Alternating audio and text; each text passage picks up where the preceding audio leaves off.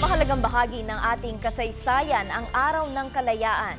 Ito ang hudyat ng paglaya ng ating bansa mula sa mga mananakop. Ang araw na ito ay hindi lamang sa Pilipinas ginugunita, kundi maging sa iba pang bansa sa mundo. Silipin muna natin ang naiibang paggunita ng iba't ibang lahi sa makabuluhang araw na ito sa report ni Benj Bondo.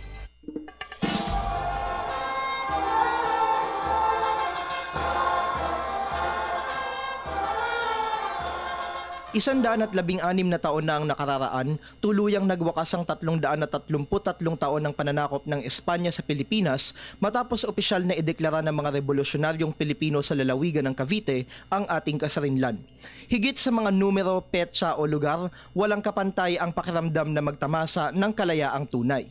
Ito ang nagbibigay ng pagkakataon sa isang lahi o bansa na itaguyod ang isang na mahalagang elemento sa pagsulong ng kapayapaan at kaunlaran.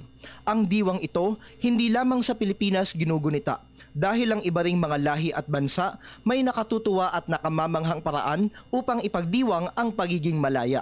Tulad ng Pilipinas, naging kolonya rin ng Espanya ang Mexico. Doble ang saya dito dahil 2 araw ang selebrasyon ng Araw ng Kalayaan sa bansang ito.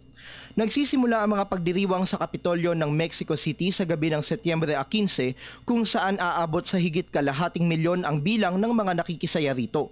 Kinabukasan, Setyembre 16, isinasadula ng mga Mexicano ang Grito de Dolores kung saan matapos patunugin ang mga kampana ng simbahan, kasunod nito ang sigaw ng kalayaan na pinamunuan ng paring Jesuitang si Miguel Hidalgo na nagbigay daan sa Mexican War of Independence noong 1810.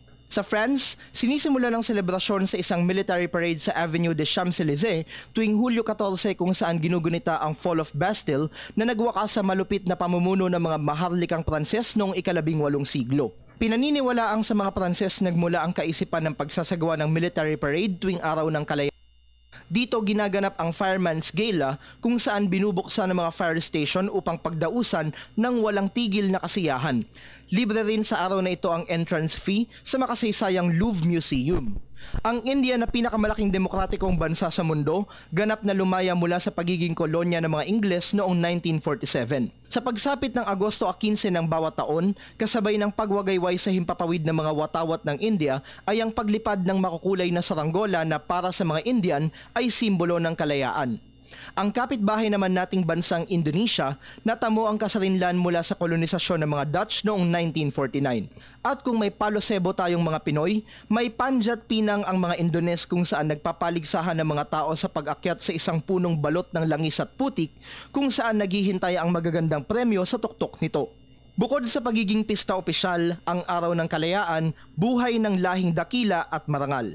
Kaya naman ang elementong ito ng bawat kasaysayan, anuman ang paraan ng pagdiriwang, dapat sa puso'y tumatak at sa isipay maikintal. Para sa Telebisyon ng Bayan, Benj Bondo.